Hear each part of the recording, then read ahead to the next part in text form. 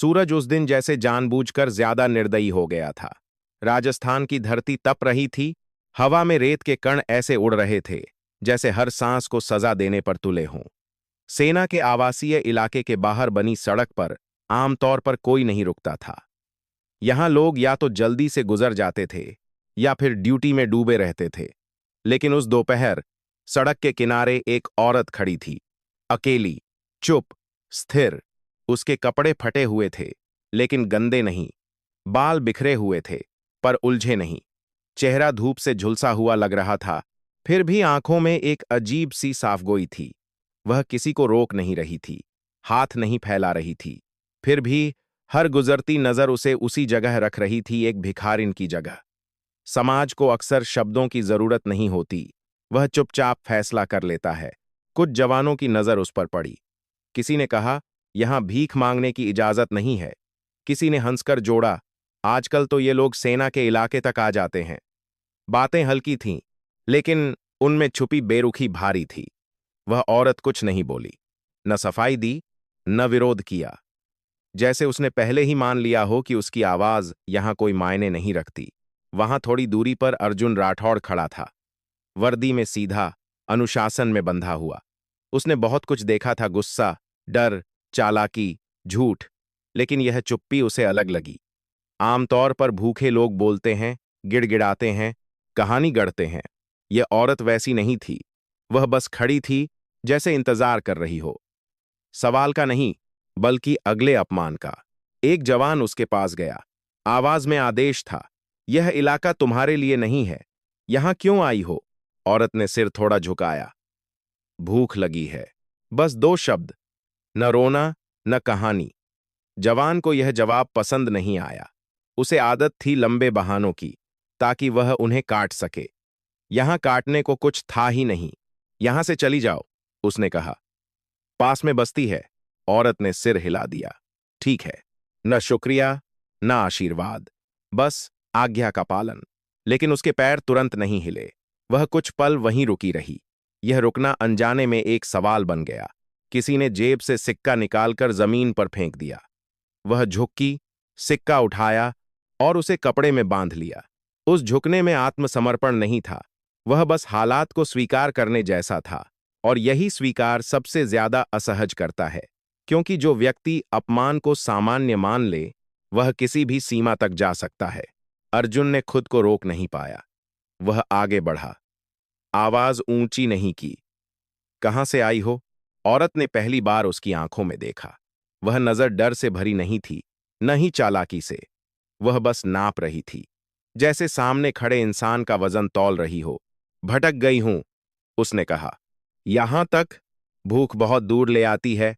जवाब फिर छोटा था, लेकिन सधा हुआ। अर्जुन के भीतर कुछ खटका। जवाब बहुत सही था।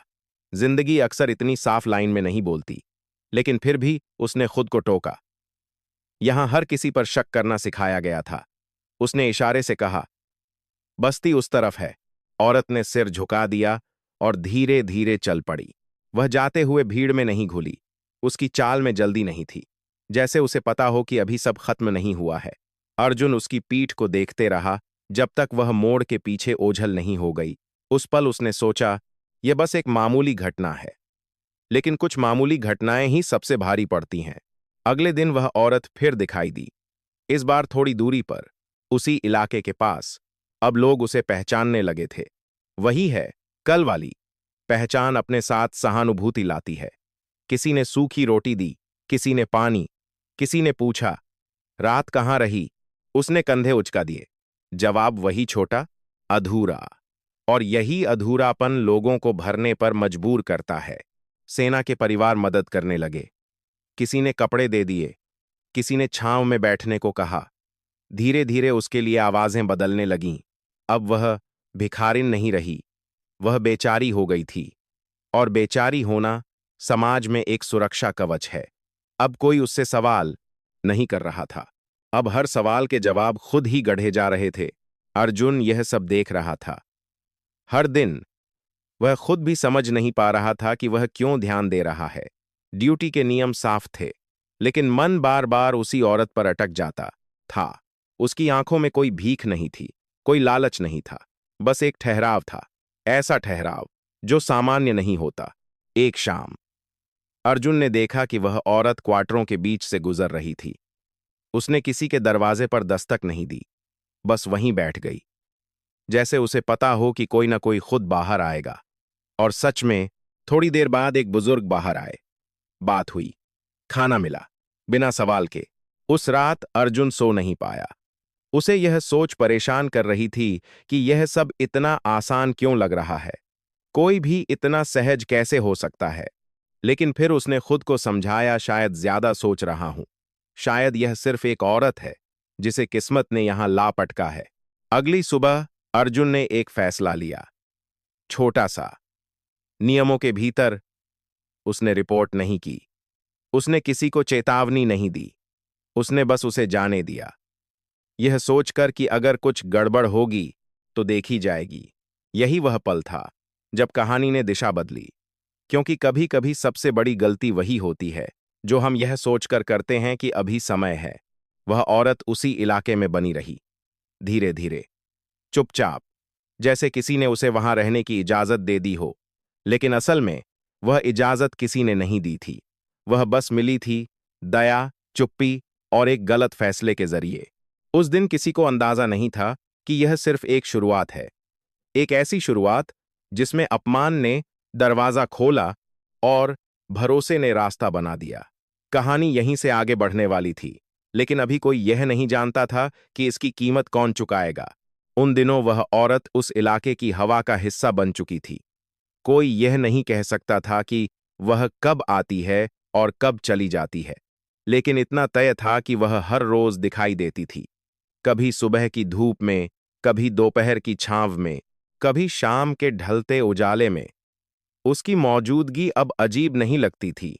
अजीब वह चीज होती है जो अचानक आती है, जो टिक जाए, उसे लोग स्वीकार करना सीख लेते हैं।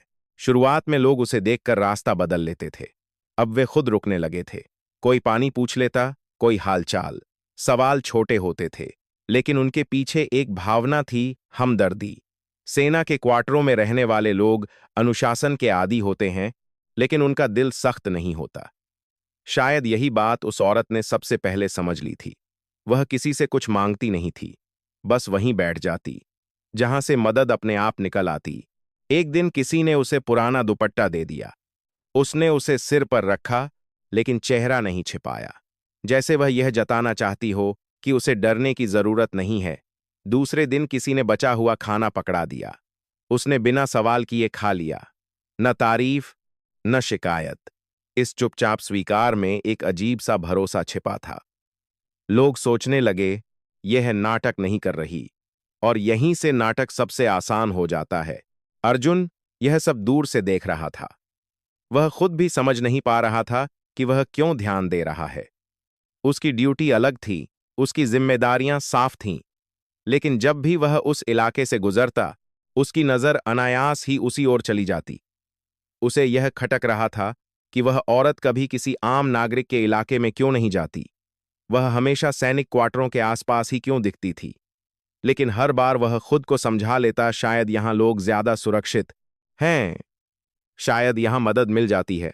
कुछ दिनों बाद वह औरत एक बुजुर्ग सैनिक के घर के बाहर बैठी दिखाई दी। वह आदमी रिटायर्ड था, शरीर से कमजोर, लेकिन आंखों में वही पुरानी सख्ती। उसने बाहर आकर पूछा, यहां क्यों बैठी हो? औरत ने सिर झुकाया। थक गई हूं, इतना कहना काफी था। बुजुर्ग अंदर गया और रोटी ले आया। उसकी पत्नी ने एक कटोरी में दाल डाल दी। किसी ने कोई सवाल नहीं पूछा।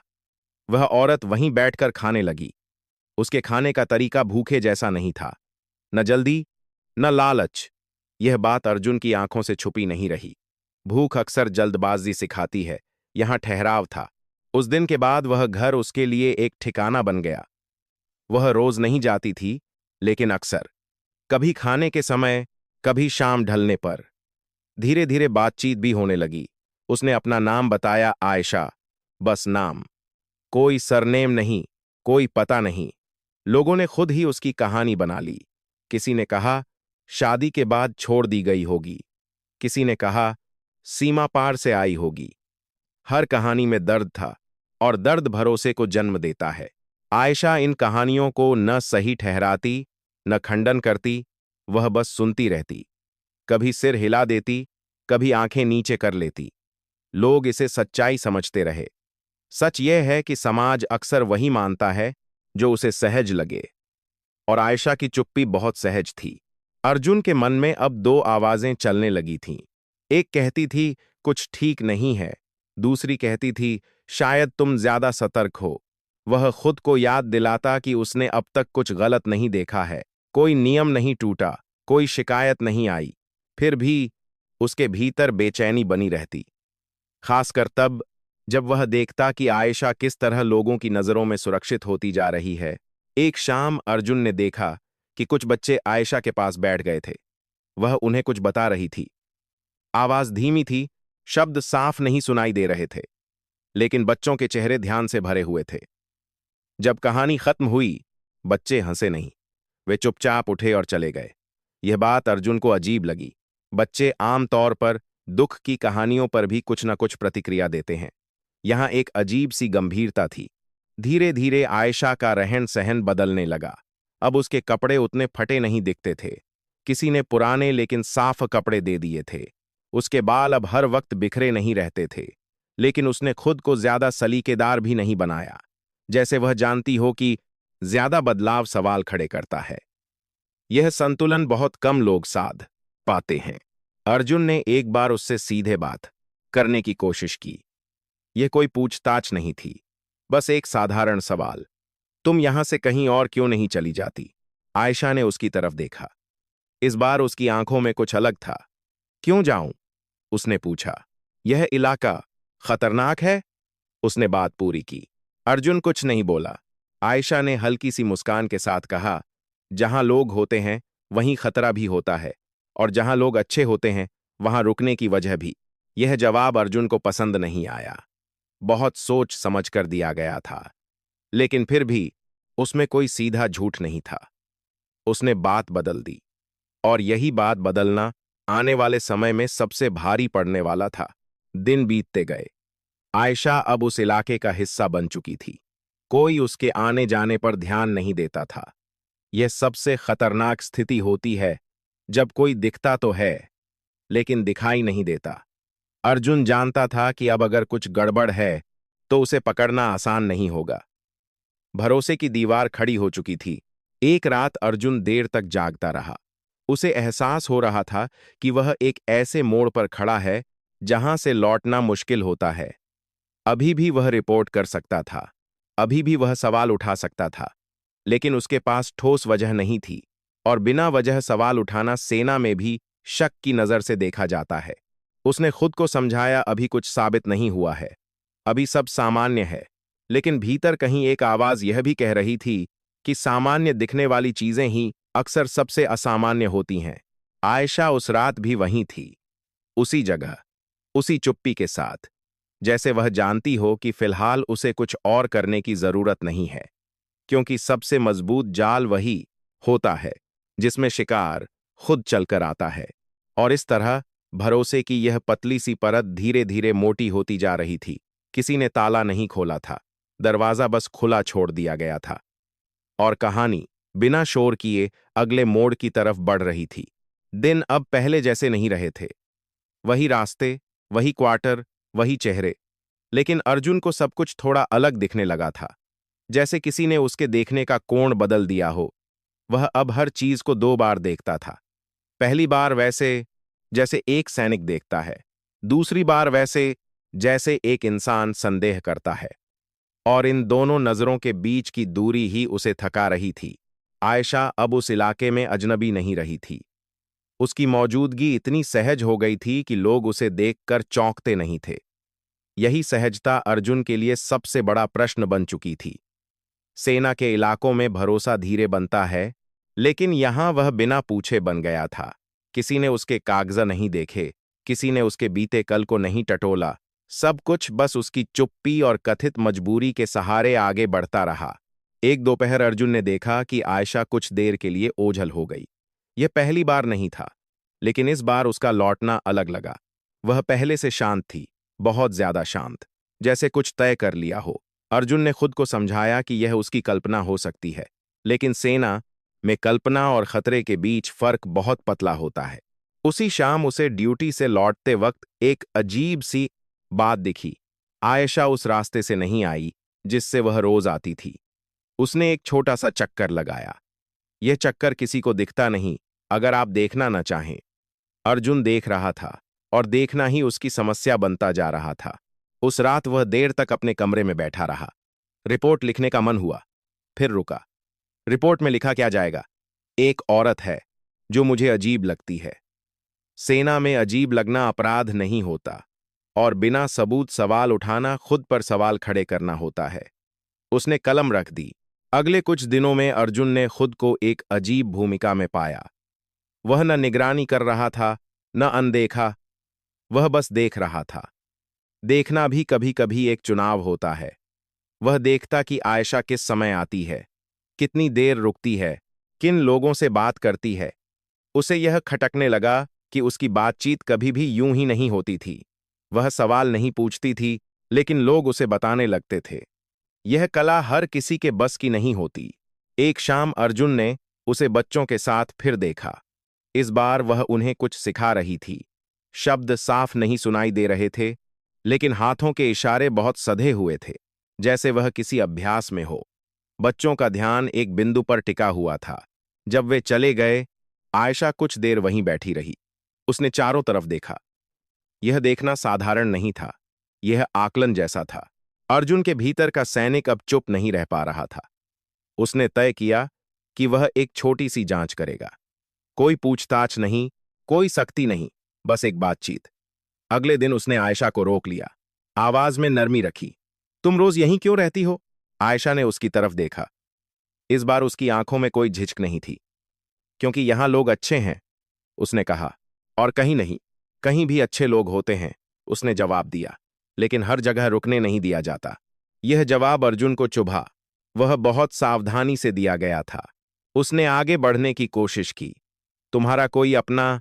आयशा ने सिर हिलाया। अगर होता तो यहां नहीं होती। यह कहना आसान था, और यही आसानी अर्जुन को परेशान कर रही थी। उसी हफ्ते एक छोटी सी घटना हुई।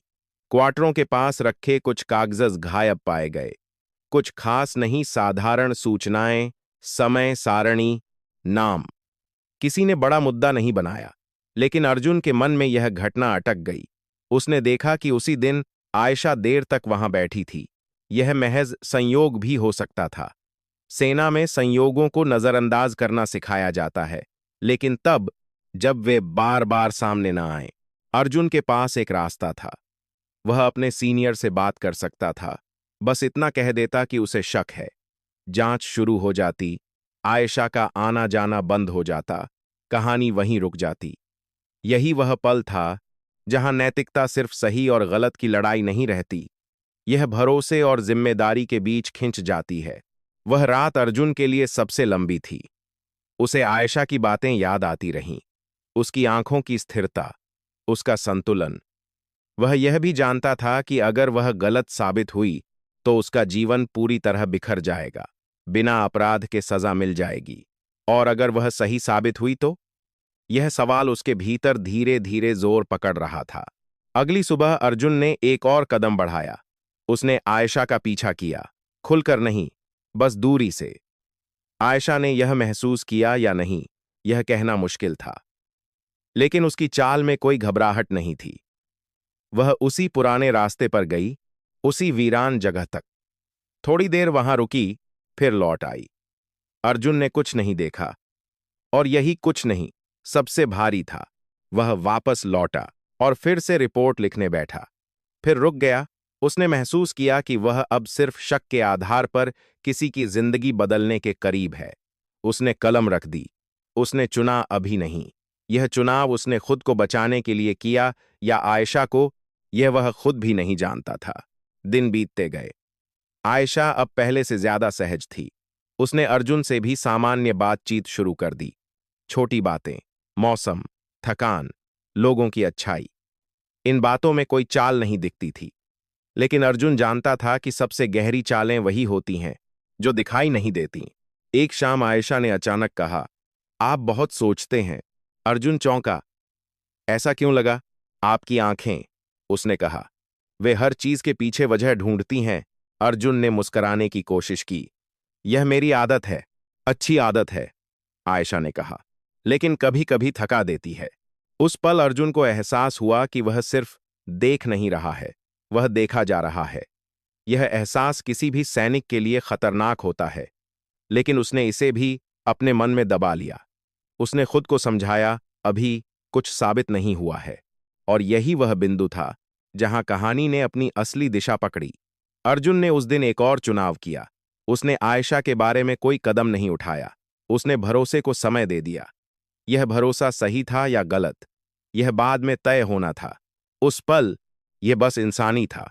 चुनाव अक्सर ऐसे ही होते हैं। वे तर्क से नहीं, थकान से किए जाते हैं।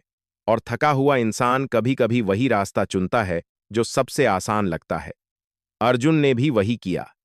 उसने सोचा, अगर कुछ होगा तो वह देख लेगा। लेकिन कुछ चीजें तब तक बहुत आगे बढ़ चुकी होती हैं जब तक हम देखने का फैसला करते हैं। उस रात आयशा उसी जगह बैठी थी, उसी चुप्पी के साथ। लेकिन अब उस चुप्पी में भरोसे की परत जुड़ चुकी थी। और भरोसा जब गलत जगह टिक जाए तो सबसे बड़ा जोखिम बन जाता है।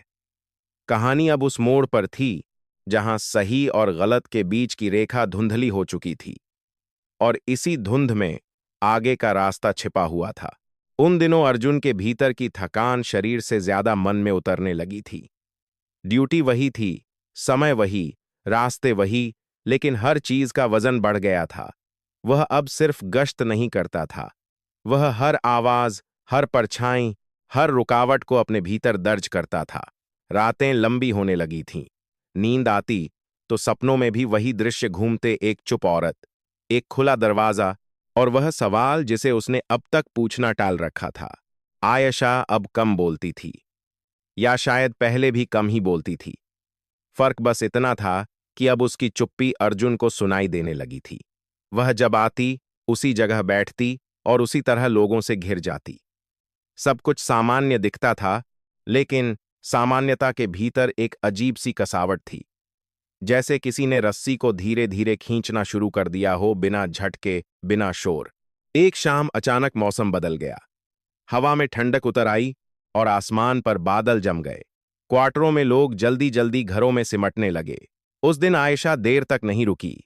उसने चारों ओर देखा, जैसे किसी चीज का हिसाब लगा रही हो, और फिर अलग रास्ते से चल पड़ी। अर्जुन ने देखा। उसने खुद से कहा, मत देखो। लेकिन आंखें आदेश नहीं मानती। वे वहीं जाती हैं जहां मन डरता है। उस रात अर्जुन ने पहली बार महसूस किया कि वह सिर्फ संदेह में नहीं जी रहा है, वह डर में जी रहा है। डर इस बात का नहीं कि कुछ हो जाएगा, बल्कि इस बात का कि कुछ हो चुका है और उसे पता नहीं। यह डर सबसे खतरनाक होता है, क्योंकि इसमें इंसान हर पल पीछे रह जाता है। अगले दिन एक छोटी सी अफवाह फैली। किसी ने कहा कि रात को किसी ने पुराने गोदाम के पास हलचल देखी थी। कोई ठोस बात नहीं थी, बस एक अंदाजा। सीनियरों ने इसे हवा में उड़ा दिया। पुरानी इमारतें हैं, जानवर होंगे। अर्जुन ने कुछ नहीं कहा, लेकिन उसके भीतर की बेचैनी ने आकार ले लिया। उसने तय किया कि वह अब और इंतजार नहीं करेगा, लेकिन वह यह भी नहीं जानता था कि वह करेगा क्या। दिन के उजाले में सब कुछ शांत रहता। आयशा आती, बैठती और चली जाती। लोग उसे देखकर सिर हिला देते। कोई शक नहीं, कोई सवाल नहीं। यह सहजता अर्जुन को थका देती थी। वह जानता था कि अगर कोई गड़बड़ है तो वह इसी सहजता के भीतर छिपी होगी। और यही बात उसे रातों में जगाए रखती थी। एक रात, जब अधिकांश लोग सो चुके थे, अर्जुन ने देखा कि आयशा देर तक नहीं लौटी। यह पहली बार था। उसने घड़ी देखी। समय बीतता गया। उसने खुद को समझाया शायद कहीं और चली गई हो, लेकिन मन नहीं माना।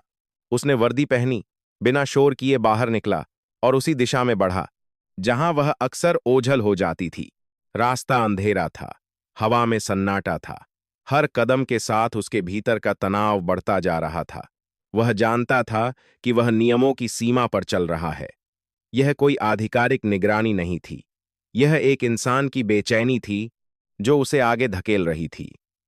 उसने खुद से कहा, बस देखना है, कुछ नहीं करना। वह उस वीरान जगह तक पहुंचा जहां पुरानी दीवारें खड़ी थीं। वहां कोई नहीं था। उसने चारों ओर देखा। सन्नाटा गहरा था। तभी उसे हल्की सी आवाज सुनाई दी, जैसे किसी धातु के टकराने की। वह रुक गया, सांस रोकी। आवाज फिर आई, लेकिन बहुत दूर से। यह कोई साफ संकेत नहीं था, और यही बात उसे परेशान कर रही थी। वह वापस लौट आया, खाली हाथ, खाली जवाबों के साथ। उस रात उसने कुछ नहीं देखा, लेकिन उसने बहुत कुछ महसूस किया। और कई बार महसूस किया गया खतरा देखा गए खतरे से ज्यादा भारी होता है, क्योंकि इसे साबित नहीं किया जा सकता। अगले कुछ दिनों में अर्जुन की हालत और बिगड़ गई। वह लोगों से कम बात करने लगा। उसकी आंखों के नीचे स्याही उतर आई। साथी पूछते, सब ठीक है? वह मुस्करा देता। सेना में मुस्कान अक्सर झूठ होती है, लेकिन उसे सच मान लिया जाता है। आयशा ने यह बदलाव देखा। एक दिन उसने अचानक कहा, आप थके हुए लगते हैं।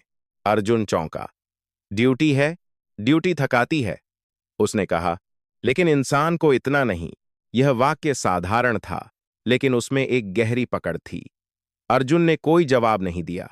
उसने महसूस किया कि वह अब सिर्फ देख नहीं रहा है, वह पकड़ा जा रहा है अपने ही हालात में। एक शाम अर्जुन ने एक छोटी सी गलती की। उसने आयशा से वह सवाल पूछ लिया जो वह लंबे समय से टाल रहा था। रात को तुम कहाँ चली जाती हो? आयशा ने उसकी तरफ देखा। इस बार उसकी आंखों में कोई हैरानी नहीं थी। जहां नींद मिल जाए, उसने कहा। इतनी दूर? नींद पास नहीं रहती, उसने जवाब दिया। यह बातचीत वहीं खत्म हो गई, लेकिन अर्जुन के भीतर कुछ टूट गया। उसने महसूस किया कि अब वह सवाल और जवाब के खेल में फंस चुका है, और इस खेल में हर अगला सवाल पिछले से ज्यादा महंगा पड़ता है। दिन बीतते गए, कोई घटना नहीं हुई, कोई विस्फोट नहीं, कोई गिरफ्तारी नहीं, बस वही रोजमर्रा की जिंदगी। लेकिन यही सामान्यता अर्जुन के लिए सजा बन चुकी थी। वह हर पल इंतजार करता, किसका, वह खुद नहीं जानता था। शायद उस पल का जब सब कुछ साफ हो जाए। लेकिन साफ होना हमेशा राहत नहीं देता। एक रात उसे फिर से वही आवाज सुनाई दी, इस बार ज्यादा पास से। उसने बाहर निकलकर देखा, कुछ नहीं। उसने महसूस किया कि वह अपने ही दिमाग का शिकार बन रहा है। शक जब लंबे समय तक अनुत्तरित रहे, तो इंसान को भीतर से खोखला कर देते हैं। आयशा अब पहले से ज्यादा शांत थी, जैसे उसने कुछ पा लिया हो या कुछ तय कर लिया हो। उसकी आंखों में वही स्थिरता थी, लेकिन अब उसमें एक अजीब सी दूरी भी थी। अर्जुन यह दूरी महसूस कर रहा था, और दूरी जब बिना कारण बढ़े तो डर पैदा करती है। उस दौर में कोई न्याय नहीं था, कोई सही गलत का फैसला नहीं, बस सहना था। हर दिन, हर रात। अर्जुन जानता था कि वह एक ऐसे बिंदु पर पहुंच रहा है जहां से या तो सब खत्म होगा या सब शुरू। लेकिन अभी अभी सिर्फ प्रतीक्षा थी, और प्रतीक्षा जब लंबी हो जाए तो इंसान को बदल देती है। उस रात जब वह अपने कमरे में बैठा था, उसने पहली बार स्वीकार किया कि वह थक चुका है। नियमों से नहीं, जिम्मेदारी से नहीं, बल्कि उस चुप्पी से जो उसे हर दिन निगल रही थी। उसने सोचा, शायद यह सब उसके दिमाग का खेल है, शायद कुछ भी नहीं होने वाला। लेकिन कहीं भीतर एक आवाज फुसफुसा रही थी, जो कुछ भी है वह अब बहुत करीब है। और इसी दहलीज पर कहानी खड़ी थी, बिना शोर, बिना संकेत, बस एक भारी सन्नाटे के साथ, जो अगले कदम की आहट छुपाए हुए था। उस दिन सुबह से ही हवा में कुछ अलग था। ऐसा नहीं कि कोई सायरन बज रहा था या कोई आदेश बदला गया हो। सब कुछ वैसा ही दिख रहा था जैसा रोज दिखता था। लेकिन अर्जुन को महसूस हो रहा था कि आज का दिन बाकी दिनों जैसा नहीं है। यह एहसास बिना वजह नहीं आता। सेना में सालों बिताने के बाद इंसान हालात की हलचल को शब्दों से पहले महसूस करना सीख लेता है। आयशा उस सुबह देर से दिखाई दी। यह पहली बार था। अब तक वह हमेशा एक तय समय पर नजर आ जाती थी। अर्जुन ने घड़ी देखी, फिर दूसरी बार, फिर तीसरी बार। हर मिनट उसके भीतर का तनाव बढ़ाता जा रहा था। जब वह आखिरकार आई, तो उसके चेहरे पर कोई घबराहट नहीं थी, बल्कि एक अजीब सी शांति थी। ऐसी शांति जो अक्सर किसी निर्णय के बाद आती है। उसने उसी जगह बैठने की कोशिश की, लेकिन अर्जुन आगे बढ़ गया। इस बार वह चुप नहीं रहा। उसकी आवाज में न सख्ती थी, न नरमी, बस स्पष्टता थी। अब बात करनी होगी। आयशा रुकी। उसने चारों ओर देखा। कुछ लोग पास थे, लेकिन दूरी बनाए हुए। उसने सिर हिलाया। यहां नहीं, यहीं, अर्जुन ने कहा। अब और इंतजार नहीं। यह पहला टकराव था, खुला, बिना घुमाव के। आयशा कुछ पल चुप रही, फिर बोली, आप गलत समय चुन रहे हैं। गलत समय वही होता है जब हम सच से भागते हैं। अर्जुन ने जवाब दिया। उसने उसे चलने का इशारा किया। वे दोनों थोड़ी दूरी पर बने पुराने ढांचे की तरफ बढ़े। वहां आम तौर पर कोई नहीं आता था। दीवारें टूटी थीं, छांव थी, और सबसे जरूरी सन्नाटा। अर्जुन जानता था कि अब पीछे हटने का रास्ता नहीं है। यह वह बिंदु था जहां सवाल सिर्फ शक का नहीं रहा, यह जिम्मेदारी का सवाल बन चुका था। तुम यहां क्यों हो? अर्जुन ने पूछा। आयशा ने गहरी सांस ली। अगर मैं सच बताऊं तो भी, अर्जुन ने कहा। और अगर न बताओ तो भी। कुछ पल बीते। हवा चली। दीवार से रेत गिरी। आयशा की आंखों में पहली बार अस्थिरता दिखी, बहुत हल्की, लेकिन अर्जुन ने देख ली। यही वह दरार थी जिसका वह इंतजार कर रहा था। मैं यहां फंस गई हूं, आयशा ने कहा। फंसना और आना अलग बातें हैं, अर्जुन ने कहा। उसने सीधे इनकार नहीं किया। यही बात सबसे खतरनाक थी। अर्जुन ने एक और कदम आगे बढ़ाया। जो हो रहा है वह अब सिर्फ तुम्हारे और मेरे बीच नहीं है। आयशा ने नजरें नीचे कर लीं। मुझे पता है, तो फिर यह भी पता होना चाहिए, अर्जुन ने कहा, कि अब सब खत्म हो सकता है। उस पल तक यह एक निजी बातचीत थी, लेकिन बाहर हालात बदल रहे थे। उसी सुबह एक सूचना आई थी। सीमा के पास गतिविधि बढ़ी है। कोई साफ संकेत नहीं, बस वही शब्द, सतर्कता बढ़ाई जाए। सेना में यह शब्द हमेशा किसी बड़े बदलाव का संकेत होते हैं। अर्जुन को अब दो मोर्चों पर खड़ा होना था। एक सामने बैठी औरत, जिसकी चुप्पी ने सब कुछ उलझा दिया था, और दूसरा वह व्यवस्था जो अब जाग चुकी थी। उसने तय किया कि वह आधा सच नहीं चुनेगा। उसने अपने सीनियर को सूचना दी, बहुत सीमित, बहुत नियंत्रित। उसने नाम नहीं लिया, बस परिस्थितियां बताईं, और यही काफी था। उसके बाद चीजें तेजी से बदलीं। वह इलाका जो अब तक सहज दिखता था, अचानक सतर्क हो गया। गश्त बढ़ी, चेहरे सख्त हो गए, सवाल पूछे जाने लगे। आयशा ने यह बदलाव महसूस किया। उसकी आंखों में अब शांति नहीं थी, अब वहां गणना थी, जैसे वह हर संभावित रास्ते को तौल रही हो। उस शाम जो हुआ, उसने हर शक को ठोस रूप दे दिया। पास के इलाके में एक गुप्त बैठक होनी थी। यह जानकारी सीमित थी, बहुत सीमित, लेकिन किसी तरह यह बाहर निकली। समय बदला गया, जगह बदली गई, सुरक्षा बढ़ाई गई, और फिर भी एक कोशिश हुई। गोली नहीं चली, धमाका नहीं हुआ, लेकिन जो पकड़ा गया वह काफी था। कुछ कागजज, कुछ संकेत, और कुछ ऐसे नाम जो वहां नहीं होने चाहिए थे। जांच शुरू हुई। अब कोई इसे संयोग नहीं कह सकता था। अर्जुन को बुलाया गया, आयशा को भी। इस बार सवाल औपचारिक थे। चुप्पी का कोई फायदा नहीं था। आयशा ने ज्यादा विरोध नहीं किया। उसने देखा कि खेल अब उसके हाथ से निकल चुका है, और यही वह पल था जब उसने पहली बार पूरी तरह देखा, अर्जुन को नहीं, बल्कि उस व्यवस्था को जो अब हर तरफ खड़ी थी। तुमने मुझे बताया क्यों नहीं? उसने अर्जुन से कहा, जब वे कुछ पल के लिए अकेले थे। क्योंकि यह अब सिर्फ मेरा मामला नहीं था, अर्जुन ने कहा। तो पहले था? अर्जुन ने जवाब नहीं दिया। कुछ सवालों के जवाब शब्दों में नहीं होते। जांच आगे बढ़ी। हर घंटे के साथ दायरा बढ़ता गया। आयशा की कहानी में अब दरारें साफ दिखने लगी थीं। उसने कुछ माना, कुछ छुपाया, कुछ मोड़ा, लेकिन सच की आदत होती है, वह देर से सही बाहर आ ही जाता है। इस पूरे समय अर्जुन के भीतर एक अजीब सा खालीपन था। उसने वही किया था जो सही था, लेकिन सही करना हमेशा हल्का नहीं करता। कई बार वह और भारी बना देता है। उसने देखा कि आयशा अब पहले जैसी नहीं रही। उसकी आंखों में वह स्थिरता नहीं थी। अब वहां थकान थी, और कहीं कहीं राहत भी। एक रात जब सब कुछ थम सा गया, आयशा ने कहा, अगर मैंने कुछ गलत किया है तो उसकी कीमत मैं दूंगी। अर्जुन ने उसे देखा। कीमत सिर्फ गलती की नहीं होती, उसने कहा, कभी कभी चुप्पी की भी होती है। ये कहानी अब एक मोड़ पर आ चुकी थी, जहां न अर्जुन पहले जैसा रह सकता था, न आयशा, और न ही वह इलाका जो अब तक सब कुछ अनदेखा करता आया था। व्यवस्था ने अपना काम शुरू कर दिया था। यह वही व्यवस्था थी जिसे लोग तब याद करते हैं जब सब कुछ बिगड़ जाता है। किसी ने जीत का दावा नहीं किया, किसी ने हार स्वीकार नहीं की, लेकिन इतना तय था, अब पीछे लौटना संभव नहीं था। जो दरवाजा दया और चुप्पी से खुला था, वह अब नियम और सच्चाई से बंद होने वाला था। और इसी बंद होते दरवाजे के शोर में कहानी ने अपने सबसे ऊंचे बिंदु को छू लिया। आगे क्या होगा, यह अब किसी एक इंसान के हाथ में नहीं था, लेकिन जो हो चुका था वह बदलने वाला नहीं था। जब सब कुछ थम गया, तब किसी ने तालियां नहीं बजाईं, न कोई जश्न हुआ, न कोई घोषणा।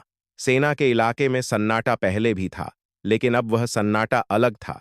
यह वह सन्नाटा था जो किसी तूफान के बाद आता है, जब मलबा हट चुका होता है, लेकिन हवा में अभी भी धूल तैर रही होती है।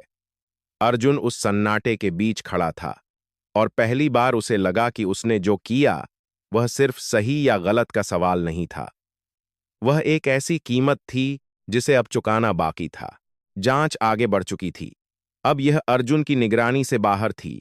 फाइलें खुल रही थीं, बयान दर्ज हो रहे थे, और सवालों की दिशा बदल चुकी थी। जो पहले शक था, अब प्रक्रिया बन चुका था। आयशा अब उस खुले मैदान में नहीं बैठती थी जहां लोग उसे बेचारी कहकर बुलाते थे। अब वह एक कमरे में थी, साफ, शांत, लेकिन बंद। और बंद दरवाजों के पीछे इंसान का चेहरा अक्सर बदल जाता है। अर्जुन को उससे मिलने की इजाजत नहीं थी। यह फैसला औपचारिक था, लेकिन असर व्यक्तिगत था। वह जानता था कि दूरी जरूरी है। फिर भी उसके भीतर एक अजीब सी बेचैनी थी।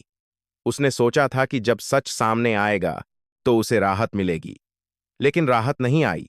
उसकी जगह एक खालीपन ने ले ली, जैसे किसी ने उसके भीतर से कुछ खींच लिया हो और वहां कोई नाम नहीं छोड़ा हो। इलाके में बातें फैलने लगी थीं। लोग सवाल पूछने लगे थे। वह औरत कहाँ गई? क्या हुआ? हमने तो कुछ गलत नहीं देखा। समाज अक्सर तब सवाल पूछता है जब जवाब देना सबसे मुश्किल हो। कुछ लोग शर्मिंदा थे, कुछ नाराज, कुछ अब भी इनकार में। अर्जुन यह सब सुनता रहा, लेकिन कुछ कहता नहीं था, क्योंकि वह जानता था हर सवाल का जवाब देना जरूरी नहीं होता, और हर सच्चाई साझा करना संभव भी नहीं। एक दिन उसे बुलाया गया, एक औपचारिक कमरे में। सामने कुछ चेहरे थे, थके हुए, गंभीर। उससे वही सवाल पूछे गए जो वह खुद से पूछ चुका था। उसने सच बताया, न ज्यादा न कम। प्रक्रिया लंबी थी, लेकिन साफ। जब वह बाहर निकला तो उसे एहसास हुआ कि अब उसकी भूमिका खत्म हो चुकी है। बाकी सब व्यवस्था पर छोड़ दिया गया था। आयशा की कहानी भी अब टुकड़ों में सामने आ रही थी। कुछ बातें साबित हुईं, कुछ अधूरी रहीं। हर कहानी पूरी तरह उजागर नहीं होती। कुछ हिस्से हमेशा धुंध में रह जाते हैं। लेकिन इतना साफ था कि उसने जो रास्ता चुना था वह उसे यहां तक लाया था। और इस यहां में कोई भावुकता नहीं थी, सिर्फ नतीजा था। समय बीतने लगा। धीरे धीरे सेना का इलाका फिर से अपनी दिनचर्या में लौट आया।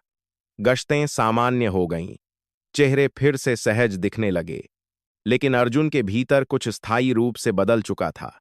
वह अब पहले जैसा नहीं था, न ज्यादा सख्त, न ज्यादा नरम, बस ज्यादा सतर्क, और शायद ज्यादा अकेला। एक शाम उसे खबर मिली कि आयशा को कहीं और ले जाया जा रहा है। प्रक्रिया के तहत कोई भावनात्मक विदाई नहीं, कोई आखिरी बातचीत नहीं, बस एक स्थानांतरण। अर्जुन ने पूछा नहीं, लेकिन मन में एक सवाल उभरा, क्या यही अंत है? फिर उसने खुद को रोका। हर कहानी का अंत स्पष्ट नहीं होता। कुछ कहानियां बस चलती रहती हैं, अलग अलग दिशाओं में। उस रात अर्जुन देर तक जागता रहा। उसे वह पहला दिन याद आया, धूप, सड़क, चुप औरत। उसे याद आया कि कैसे एक छोटा सा फैसला पूरे रास्ते को बदल देता है। उसने सोचा अगर वह उस दिन रिपोर्ट कर देता तो शायद सब कुछ अलग होता।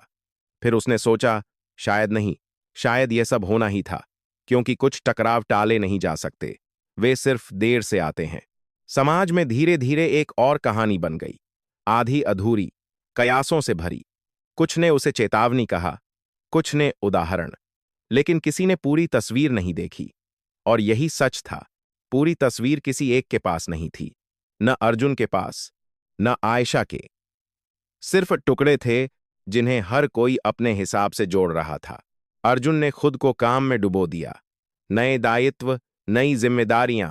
बाहर से वह सामान्य दिखता था, लेकिन भीतर वह हर फैसले को 2 बार तौलने लगा था। उसने सीखा कि भरोसा और दया दोनों जरूरी हैं, लेकिन बिना चौकसी के नहीं। उसने यह भी सीखा कि इंसानियत का मतलब आंख मूंद लेना नहीं होता। कभी कभी सबसे इंसानी काम वही होता है जो सबसे कठिन लगे। एक दिन, बहुत बाद में, उसे एक छोटी सी जानकारी मिली। औपचारिक नहीं, बस एक संकेत। आयशा अब कहीं और है। वह जीवित है, सुरक्षित है, और शायद खामोश। अर्जुन ने उस जानकारी को अपने भीतर ही रखा।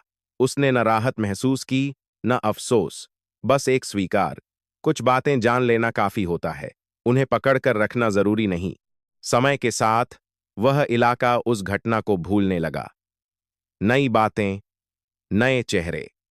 लेकिन अर्जुन जानता था कि कुछ घटनाएं मिटती नहीं हैं। वे बस अंदर चली जाती हैं, और वहीं रहकर इंसान को बदलती रहती हैं। वह अब भी कभी कभी उसी सड़क से गुजरता जहां वह पहली बार उसे दिखी थी। सड़क वही थी, धूप भी वैसी ही, लेकिन वह पल कभी वापस नहीं आया। कभी कभी वह सोचता, क्या आयशा ने भी कुछ सीखा होगा? क्या उसे भी एहसास हुआ होगा कि हर खेल के नियम होते हैं और हर नियम की एक कीमत? फिर वह खुद को रोक लेता। यह सवाल उसके जवाब के लिए नहीं था। यह बस यह याद दिलाने के लिए था कि इंसान जो भी करता है, उसका असर किसी न किसी रूप में लौट कर आता है। कहानी यहीं खत्म नहीं हुई, लेकिन इसे यहीं छोड़ा जा सकता है, क्योंकि हर अंत को शब्दों की जरूरत नहीं होती। कुछ अंत सिर्फ एहसास बनकर रह जाते हैं। एक भारीपन, एक सीख, एक चुप्पी। अर्जुन ने वही चुप्पी ओढ़ ली। उसने आगे बढ़ना चुना, लेकिन पीछे देखना नहीं छोड़ा। और शायद यही इस कहानी की सबसे बड़ी सच्चाई थी कि युद्ध सिर्फ सरहदों पर नहीं लड़े जाते। कुछ युद्ध मन के भीतर होते हैं। उनमें न कोई जीतता है, न कोई हारता है। बस इंसान बदल जाता है। और कभी कभी यही बदलाव सबसे बड़ी सजा भी होता है, और सबसे बड़ा सबक भी। यहीं, बिना शोर के, यह कहानी थमती है। किसी नारे के साथ नहीं, बल्कि एक सवाल के साथ। अगर वही दिन फिर आए, तो क्या हम वही फैसला करेंगे?